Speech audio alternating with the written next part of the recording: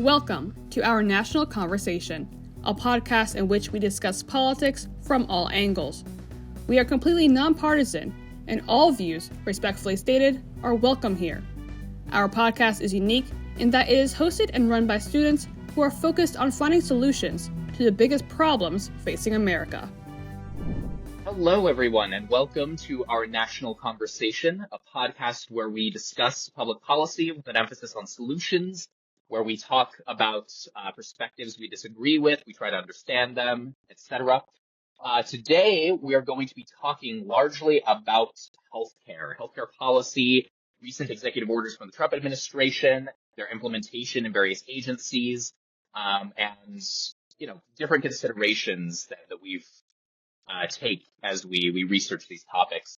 The date today is February 14th, and I'm joined by Tania Ruedas Ortiz, who is our Director of Community. She's been on a few episodes so far. You also, Tania, do research into the healthcare industry and its effects on various demographics. So I think that your input will be very valuable in this discussion. Let's start with the recent confirmation of RFK Jr. And what that might mean for the way the federal government approaches healthcare. Obviously, there have been a number of concerns levied, especially from the perspective of vaccination. RFK has been connected with certain U.S. comments in the past. But he has said during confirmation hearings and so forth that he doesn't intend to revoke vaccines, but he wants to study them more. I'm not sure exactly what all the implications of that are. And then it seems that the main focus here would be a kind of continued research into chronic illnesses, diabetes, etc. That seems to be one of RFK's really big talking points. What's your perception of what we should expect from the federal government? What are you seeing? Do you entertain a lot of these worries? Do you think they're overblown? Something that RFK Jr. said, is that he wants to, with his new appointment, is turning health policy to people who are actually concerned with public health, right? And I think all of us who are interested in forming a policy that's answering the public health issues facing the United States, we all agree. We're like, yes, that sounds great. However, it is concerning to see how he has this sort of skepticism around vaccinations, even if we say, oh no, I will go with the CDC's plan on vaccination rollout, there's still that skepticism that's in his voice. And that skepticism is going to go into his own policy recommendations. And so that in itself is concerning as well. However, we also see him as this person who is very much against big pharma, right? Which is something that we see in the left, right? That's very much about wanting to bring down the cost of medicine so the average American has access to better health alternatives. And seeing now someone who labels himself as Republican saying this, and then we seen suddenly all the Republicans and conservatives jumping on this wagon saying, oh, we need to take down big pharma, but it's the left that's actually aiding big pharma. It's really different, right? And in a way, this sort of signaling a shift of how we are perceiving the greater health industry to be. So I'm kind of excited for that part, and maybe we'll start seeing more regulations for big pharma, right? We'll see the cost of insulin maybe decrease, but I don't know, right? There's no plan. But I am concerned with whether or not this skepticism that we see in RFK is going to turn into actual policy, because I feel like, just from what he says, that's a great concern. Mm-hmm. Yeah. So kind of two thoughts there. One, I think that's a really interesting point, this flip or shift that we've seen in kind of perspectives, or at least talking points with respect to big pharma.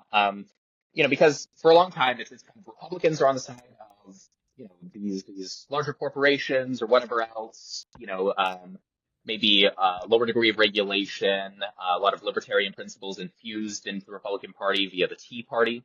And now it seems that in some respects that has shifted, to where there's a lot of institutional distrust, including, with these larger corporations among conservatives and among Republicans. Now, maybe we're oversimplifying if we say it's a perfect switch. I mean, I'm sure there are still plenty of progressives who will critique big pharma for, its tendency to inflate prices, unnecessary medications, et cetera. But I do think that's a really interesting insight.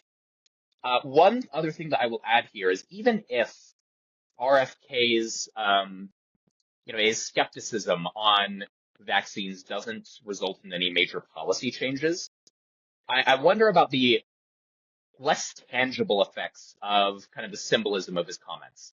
Now he's kind of walked things back a little bit. He's taken, it seems, a more moderate stance in light of his confirmation hearing, et cetera.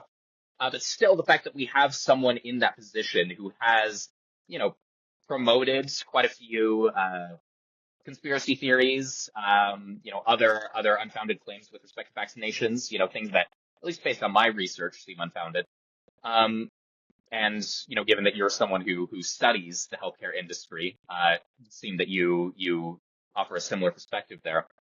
But, I just worry about having someone in that position who's entertained and promoted those views, what effects that's going to have on institutional trust, and whether that's going to give legitimacy to things that, are counteracted by basic medical evidence. That's my concern. I'm no medical expert, but I worry about that symbolic effect, even beyond anything that changes in public policy. I mean, do you agree that that's a significant issue, or are you like, no, let's just focus on the policy issue, the tangible effects, and I don't really care what RFK said in the past? No, I think it very much matters because that's how he gained this reputation, right? So he can tell me, he can tell us, and even in his confirmation hearings, like, oh no, like I was a part of them, but I won't bring that here.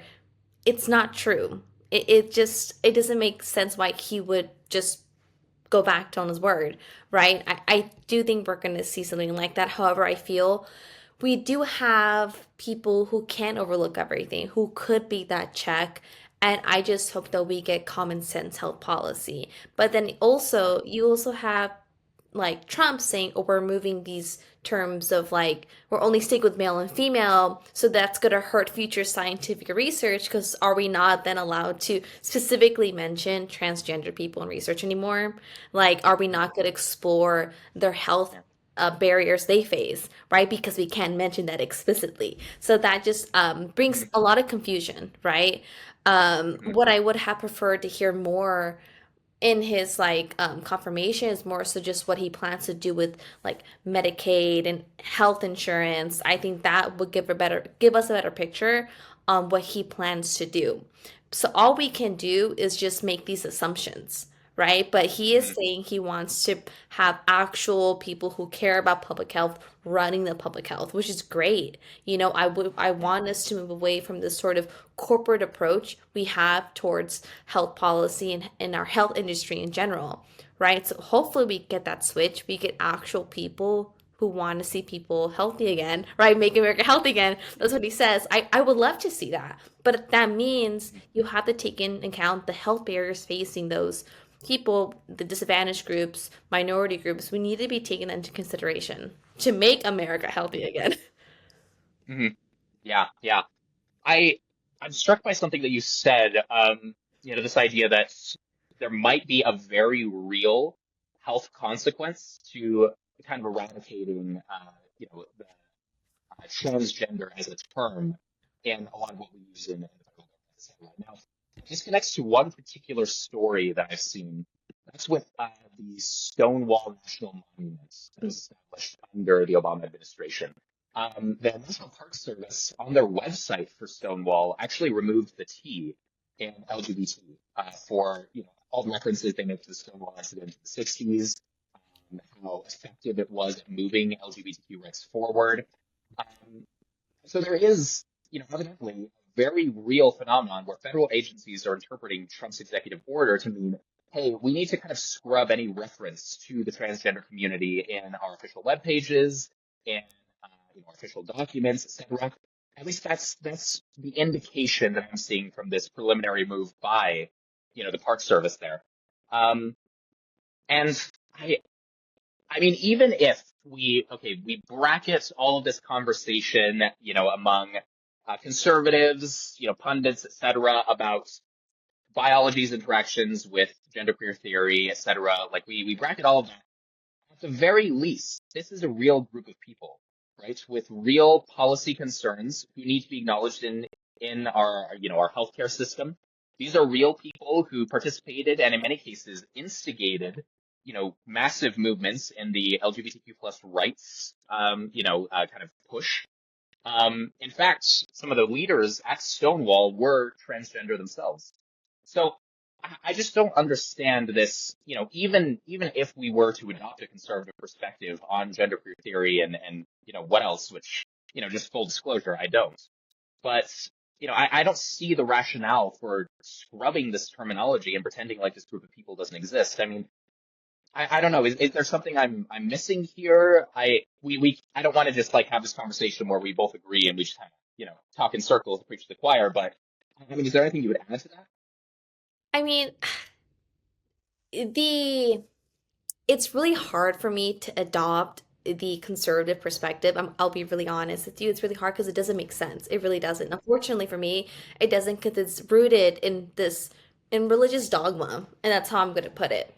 But this is, I feel like like sexual identity, gender identity, they do need to be discussed, and they needs to be reinforced that those are two separate things, right? They're not they don't always go hand in hand. They're very separate. I feel like this emphasis of male or female is harmful, right? And even if there's this perspective that you only want male or female, well, okay, now you're impeding on my freedom of expression. My freedom of movement is now being like encroached upon. Where are my rights when it comes to that? Like, aren't those provided to me by the Constitution, by my Bill of Rights? And then it becomes that type of debate we see going on. But I see that the conservatives have this belief that if we stick to these two gendered identities, it's gonna suddenly, like, this concept or of transgenderism is no longer going to happen, right? It like, oh, it was just like a trendy thing to do, but it's not a trend. People have been trans for such a very long time, right? Like, even before we even knew what the word trans meant, there were people who were trans, right? And that's just accepting something, even though you may not agree with it. You know what? I don't care if you don't agree with it. Like, just accept it. It is what it is. Like, who are you to tell me that I can't identify how I want to? It's not like I'm saying, oh, suddenly I'm a 5-year-old girl. No, I am, if I find a gender identity that aligns with how I feel mentally, it is what it is. Who are you to tell me I cannot do it just because it doesn't align with your religious perspective of what male or female is? I don't agree with it. There's no real scientific research backing that type of idea, right? Because then they're excluding this idea of intersex, right? Those people exist too. They're born that way. They're like, Yeah. in conception, they're born that way. In between, you know what I mean? It's just ignoring like science at that point, and that doesn't make any sense. Mhm. Yeah. So a few things that I want to react to there. First of all, once again, full disclosure, I agree with just about everything that you said. And I think that it would be nice to have someone from a conservative perspective on a podcast like this. Unfortunately, we weren't able to facilitate that. So long as they're not advocating, anything that would qualify as bigotry or political violence or anything like that. But, I want to make sure that we aren't also making the mistake of producing a caricature of, conservatives broadly. Because I know that there's some diversity in thought there. You might have like Michael Knowles and Jordan Peterson, et cetera, saying everything that you just characterized the conservative perspective as. But maybe there are others who take a more nuanced approach. I don't know. That's something I would want to dig into more. But that tangent aside, I do see this confusion a lot. It seems to me on like, oh, if you're advocating for gender queer affirmation, it must be that you're ignoring basic biology and pretending that chromosomes don't exist, etc. But that's not the advocacy at all. None of the people I know who are members of the genderqueer community are saying, yeah, chromosomes don't exist, it's not real. Or phenotypes, et cetera. That's just, it's not something that's real and we can just change it on a whim, whatever else. That's not the assertion.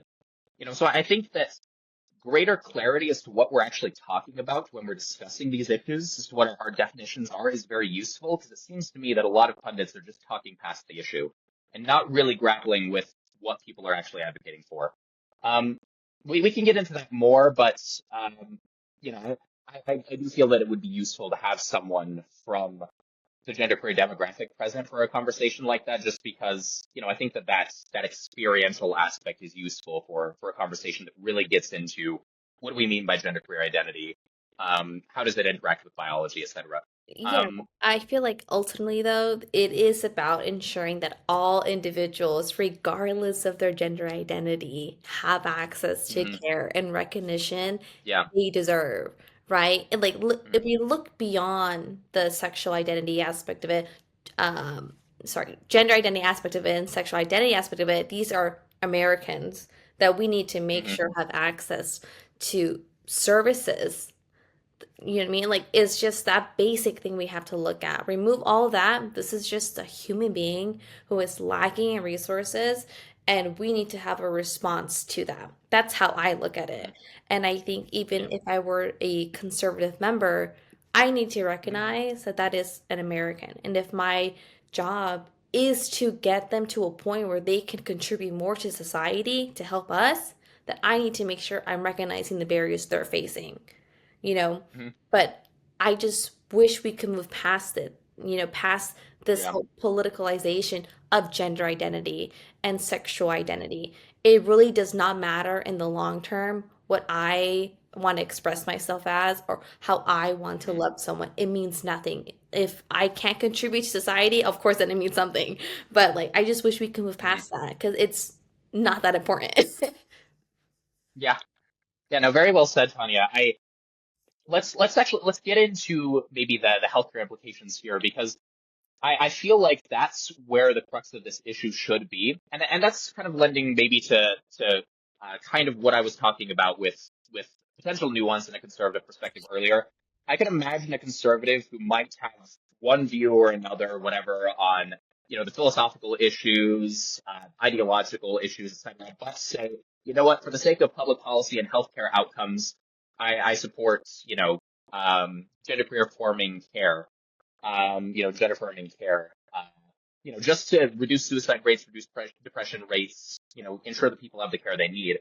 So let's get into that a little bit and see what the evidence is actually telling us. Because, I've done some research into the subject in the past. I did some more, in preparation for this podcast. I'm sure that you've done plenty, given the work that you do. And I couldn't find any studies that indicate, on a broad level, that gender affirming care is harmful, which seems to be a big talking point among certain pundits. I see studies that, claim, hey, there's some gaps in our knowledge. We're not sure exactly what effect this will have, 20 years down the road. Sure. I mean, that's kind of a given when you're talking about medicine. But every study that I found was, either saying, hey, this is a positive, say, hormone therapy, or even gender reassignment surgery in a number of cases. Like, this is something that reduces suicidality. This is something that reduces rates of depression. This is something that increases quality of life, at least for a period of time following the procedure or the treatment. I'll read just one quote here, just to contextualize this a little bit. This is a literature review from Cornell University on the subject. It says, quote, "We conducted a systematic literature review of all peer-reviewed articles published in English between 1991 and June 2017 that assessed the effect of gender transition or on transgender well-being. We identified 55 studies that consist of primary research on this topic, of which 51, 93%, found that gender transition improves the overall well-being of transgender people, while 7% report mixed or null findings. We found no studies concluded that gender transition causes overall harm. I'm seeing similar things published by, things like National Library of Medicine, a very large database for medical research, which say much the same thing for hormone therapy. if we just focus on these health outcomes where the evidence is pointing, I'm not seeing much of a reason to adopt a policy of, discontinuing this care. Maybe the view is that we should discontinue it only for minors, but I'm also seeing studies that indicates the effects on minors, are beneficial. One study right here, gender-affirming care of transgender and gender-diverse youth, current concepts, which looks at this subject and, essentially finds that, yes, this seems to have productive effects in reducing suicidality and depression. So I don't know, as someone who's probably studied this more thoroughly than I have, what are you seeing on the effects of this sort of healthcare? Are worries here legitimate, justified? Where are the gaps in our knowledge? I don't know, just what's your perception?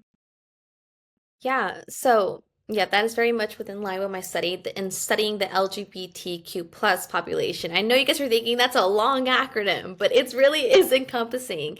And I just like to reiterate, like Sam is right. LGBT plus Q persons already face social and systematic discrimination. This does lead to higher instances of mental disturbances, right? Depression, anxiety, feelings of alienation.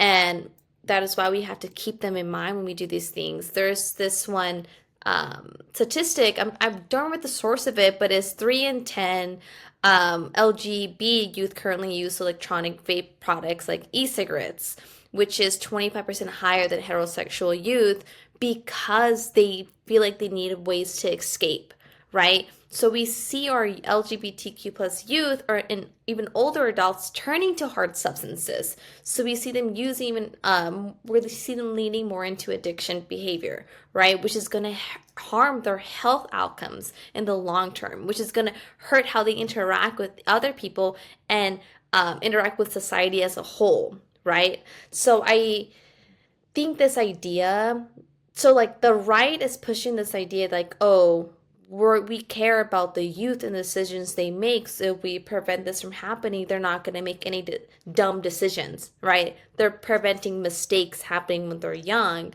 but that's actually kind of more harmful, right? Because then we're preventing them from getting the care they need so they don't go into hard substances, right? And the thing that's most concerning about the order that we're talking about is that this order seeks to curtail the ability of medical institutions from giving care to those. How do I explain this? I'm trying to figure out the words to explain this, but it's like if you are not trans and you want to get gender confirming surgery, you could do it through these medical institutions that are government funded. But if you're trans and want gender confirming care, you can't get it. You can't get the care, right? So it's specifically targeting our transgender youth.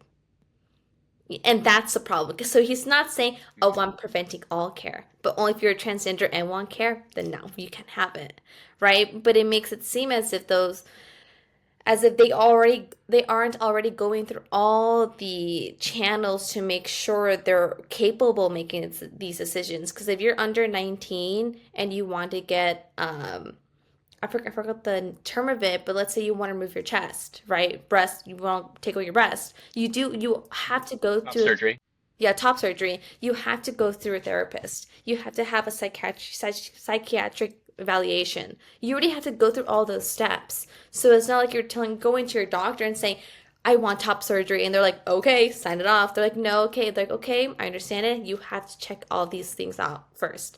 And then once you're approved for it, you come to your surgery, right? What I think the narrative that the right is pushing, or I wouldn't say that all the right, but what the Trump administration is pushing is that anyone under 18 could be like, oh, I want top surgery, and they'll get it. That's not reality. It really isn't. Um, I just think this again is just politicizing transgenderism and trying to make it seem that it's a trend that people are falling into, but it's not true. And it's again really hard to adopt that perspective that the main concern, or like, I guess the strongest point we have coming from the Trump administration is that young people are making these decisions to alter their bodies, but that perspective is refusing to understand that they are facing like high amounts of insecurity and depression because their body does not align with how they perceive themselves to be mentally, right? And that does more harm in the long term, right? And I think even if they decide later on, oh, I regret getting top surgery, that's a choice. That's okay. They can go back. That's how fluid our gender is. You can go back. You can just say, oh, actually, no, maybe it didn't express who I was, but it fit in that moment. I think that's fine because that's freedom of expression, babes. You're in America. You could do that, and it's not harming anyone else. Yeah. Yeah. So a few thoughts here. I want to make sure, just because I think that we both largely agree on, pretty much everything we're talking about here. Um, just in the interest of maybe fairness to some concerns that would be levied on the conservative side of things, and just to get your reaction to some of these as someone who's studied these issues. Um, First of all, I hear this claim a lot that, and this ties into something you mentioned earlier, um, that really when we talk about suicidality among the genderqueer population, it's not really a matter of systemic disadvantage or institutional discrimination, etc. But it's something about, being in that demographic itself. A lot of conservatives want to classify this as a mental illness, which increases one's, I guess, inclination towards suicidality, etc. And that we really need to treat this in some way like we would treat, other mental illnesses, etc., because of this reason. Now, I don't agree with this. I think that, just because there is suicidality, and maybe has some, that's intrinsic to, this demographic, or at least a large portion of it. I don't think that means we need to treat it like X, Y, and Z, other conditions or mental obstacles that people face. And I think that's something you said earlier about, hey, this is, maybe the main root of this is you have a gender identity that isn't, it's not in line with your gender assigned at birth and the phenotype that you have, right? The way that your body looks, etc. And maybe that does all that we need it to in explaining, these different rates, etc. So I don't know that I buy this conservative argument, or at least an argument that many conservatives make. But I wanted to ask, what your perception of these sorts of arguments are, and if you had anything to add on to what I've just said or clarified, because I'm still very much learning about this issue.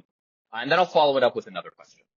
Yeah. And so if we were to adopt the narrative that the Trump administration is giving us, that it is male or female only, and that we have to be going by what our chromosomes have us labeled, again, we have to recognize that there is also the idea of intersex, where they have both of those chromosomes. And if those individuals have both of them, where do they fall in line? Do we just classify them as nothing?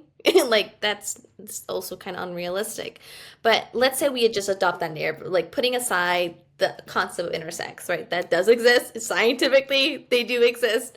Let's say it's only male or female.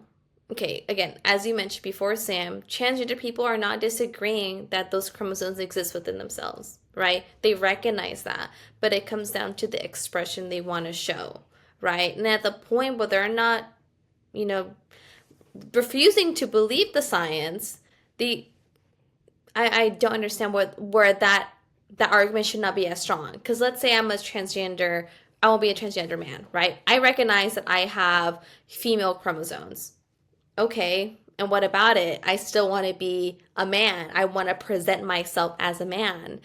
In a way, I'm not going against what Trump is saying, because I recognize, no, I understand how genetically I'm a male, but how I want to express myself and showcase myself to the world is gonna look female, right? So in that case, like, it's really hard to adopt that perspective. I'm so sorry. I find it really hard to adopt that perspective, because I just don't see a world in which the government should tell me what I should express myself to be. And maybe that's more of a libertarian notion, where that's Big Brother invading in my life, and Big Brother should have no say how I want to express myself, right? I think that the government has no place in how I interact with myself And if I'm not bringing any harm in the sense that I'm not creating such services in the world, because I'm really not if I was transgender, right? But I do welcome the floor to anyone who has that perspective so we can explore it and not, it won't be a sort of, oh, I'm going to attack you. No, I truly want to understand how that perception is formed, what fuels that perception.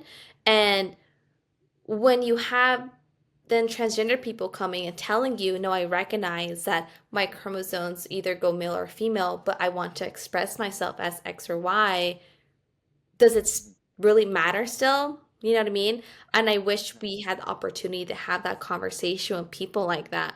But again, I think at the end of the day, for our elected officials, you have to look past that. You have to look about how you're going to help them better interact with their surroundings, right? And what we need to not be looking at is sexual identity or gender identity. We need to be looking at whether or not that if our country is preparing people to enter the real world, if we're preparing people to contribute back to society, right? But if we're preventing them from getting the health care they need because of their sexual or gender identity, they're not going to be active participants in our society.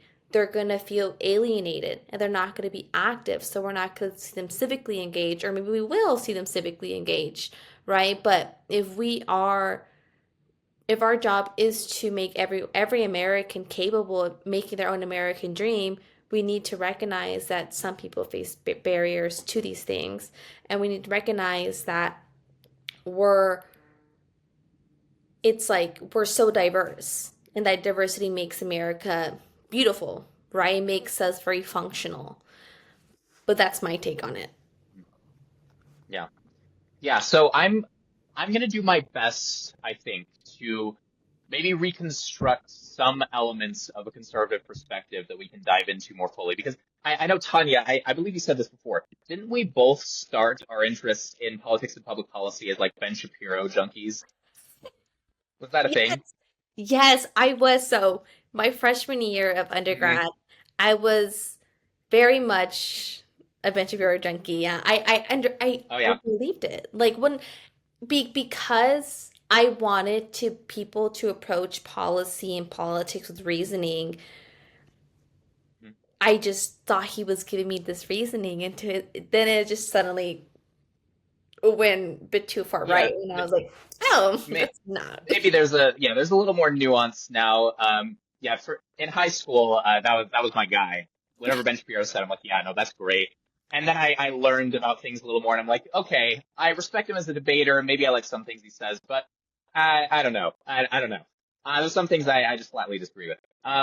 So let's maybe try, in the interest of fairness, because we don't have a conservative with us here today, to really just kind of do the best we can to understand elements of this position. Um, within reason, obviously nothing, that would advocate political violence or the eradication of a group of people, but within people who maybe express concerns about healthcare policy or, elements of what we're talking about, this perspective that we find it very difficult to adopt. And let's just kind of see where we get. Maybe this will be a productive exercise. So I guess, first of all, um, just focusing on the healthcare outcomes right now. Um, the closest I've gotten, well, okay, I've really tried to delve into the research as best I can to find at least one study that shows, hey, this element of gender affirming care is harmful. I've been hard pressed to find that, but the closest I've gotten is a book I found that a family member had that I picked up and read. I have a lot of very conservative family members. It's this book. I don't know if you've seen this or heard of this. It's called Irreversible Damage. It talks a lot about gender affirming care and its implications for youth. And even in this book, which seems like okay, this is going to be like the pinnacle of a critique of gender affirming care, the critiques are actually quite reserved for the most part, at least if memory serves me. It's been a while since I've read this. And focus really only on intensive gender reassignment surgery for, people who are under the age of 18. It doesn't really address hormone therapy or anything to in that matter. It also talks about people who may be engaged in some sort of intensive surgery, and then they change their identity, or they realize they weren't, transgender, later on, and then they came to regret that decision. And there were lingering medical effects they had to deal with. So I think that conservatives will often point to cases like this and say, hey, with these intensive, iterations of gender-affirming care, maybe there's harm that can be done, and maybe there are people who are led into believing that they have a transgender identity, but later in life they discover I actually didn't. And obviously it can be very difficult, impossible really, for anyone who is not that individual to come to, a conclusion on what their identity is. And that's a long journey. And maybe if we engage in intensive healthcare prior, to a point where they can make decisions as an adult, then we do them a disservice or harm. That was the advocacy of this book, and I see that a lot in conservative critiques of gender-affirming care. I also see concerns that maybe elements of even hormone therapy might not be completely reversible. I haven't seen evidence for that claim, but I know that's a claim that's offered, so maybe you can speak more to that. But on the healthcare side of things, that's what I'm seeing from the conservative side. And that's my best ability to reconstruct kind of that argument in using the principle of charity in the best way I can. What's your reaction to something like that? So, yeah, this idea, so detransitioners, yeah, they do have a place within the Conservative Party when they're talking about restricting gender affirming care for the youth, because they themselves came to regret taking on that decision when they were younger. However, that is a decision that is exclusive upon them, right? But the detransitioners make about 3% of the transgender community, right? So they do exist, and I do recognize that people who are younger and make decisions may come to regret them later, right? But that they do not speak for everyone. But I recognize how there is irreversible consequences to transitioning than detransitioning. Of course, you are altering your body. If I have top surgery, if I come to regret it, I would have to get another surgery to get breast again, right? And that is a consequence to my decision. However, I feel like there's a lot of checks in place to ensure that the person is making the right decision, but I do see why that is the strongest argument coming from the Conservative Party on why they want to limit this and express some limitations to the youth for doing this, right? But ultimately, that is between the person and a doctor. However, I feel at the point, if their concern is ensuring that everyone is capable of making these choices, right? Then we need then to be providing them with healthcare, making sure they have the right resources and support to make these decisions. Maybe it means if we have someone, a youth who is questioning whether or not they're trans or not, okay, then maybe it's our obligation to provide them with some therapy, trying to explore that. What do they mean when they say they want to be trans? What do they mean when they say they don't think their body is expressing who they are inside? We need to explore that, right? And make sure they understand what happens, what you could do if you really want to believe in this, right? So we can still have gender affirming care, but also making sure that our youth isn't jumping the gun, right? But I like to make sure we know that people who are younger are so capable of making rational and reasonable decisions. And I also want to make sure it's known that people can always detransition, right? Those people exist. They come to regret it. They say this actually isn't me, and that's fine. That's the beauty of choice, that you can always go back and change it up again, right? But at the point when their main thing is youth, again, that's just making sure you provide the youth then with enough resources to make a decision like this, not restricting it at all and saying no, then you're not giving them the resources to explore that identity. So they're just going to be keeping it inside, maybe alienating themselves from society because they feel as if they have no support, which again ultimately is going to lead to more of this suicidal ideation, more mental health crisis that our recent appointment for the health secretary wants to see decrease. But how's that going to happen if we're preventing those people from getting like mental health resources? Mhm. Yeah, yeah, yeah. No, I think that, with this conservative perspective that we've been talking about using caution in gender affirming care, especially intensive, care with respect to youth. I think that that's a very different, policy than what's currently being implemented, which seems more to me, as we discussed earlier, to be just kind of an eradication of the term. Let's not acknowledge that it exists, and therefore it'll probably just go away. Um, let's not feed the flames, whatever else. That just seems like a very counterproductive policy to me. Maybe there's something we're missing. We don't have someone with us today who's an advocate for a policy like that, who might be able to tell us, hey, you're misinterpreting it. It doesn't actually have that intention, whatever else. But I mean, based on what I'm seeing, that seems to be pretty obvious. So that's the best we can do with the info we have right now. We've gone on for a fair bit, and I think we've covered this topic fairly thoroughly insofar as we can, given the limitations in our experiences, etc. Is there anything you want to add that you feel would be useful for this to end off this podcast on? Just any further clarifications? Maybe something. We've addressed this topic a little bit, but maybe something directed towards someone who may be a conservative who's watching this. I don't know if they would have made it this far. But if they did, I hope they did. Maybe something to that group of people trying to clarify, hey, as I'm advocating for gender affirming care and, gender affirmation more broadly, here's what I mean. Here's what I don't mean. Here's where I think there's a pretty big misunderstanding that's really inhibiting public discourse on this. Is there anything more that you would say there that hasn't already been said? That's a really good question, Sam. I think what is being fed to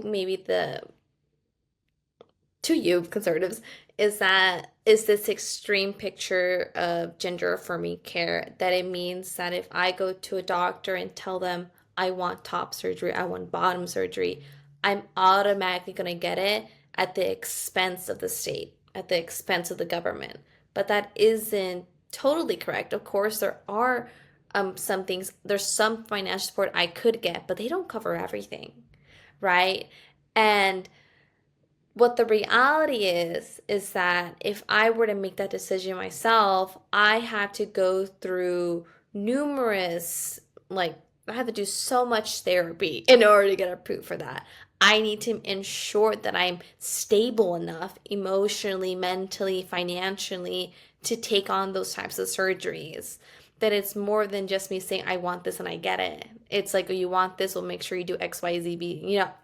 There's a lot more checks to this than what you probably believe. But I think despite of that, I still want to explore the conservative perspective of transitioning and gender affirming care, right? Is it really about how I want to express myself, or is it about the concern that the state or the government's going to be picking up that check?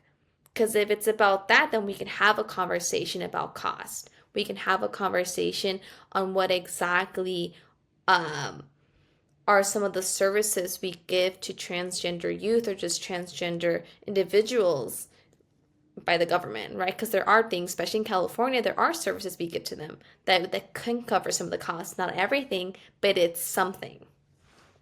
So that's what I would like to explore. Yeah. Mm-hmm. Yeah.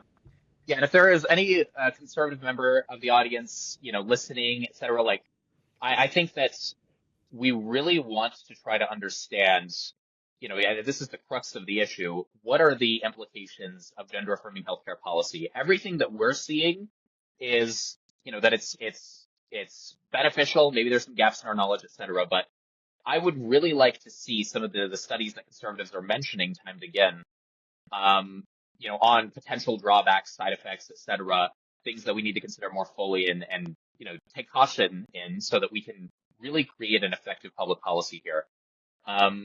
So if anyone's got any links to something like that, I'd love to do some reading.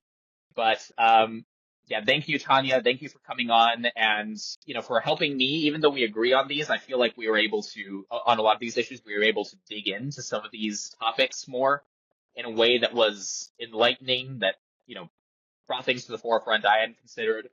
And maybe this has been beneficial for someone in the audience trying to understand a different perspective. So yeah, thank you so much for coming on, and maybe we'll see you for a future episode. Probably will. You and Eric come on a lot. But yeah, again, thank you.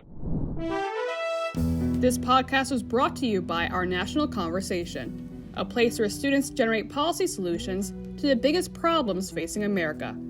Join us in freeing political dialogue from hyperpartisanship.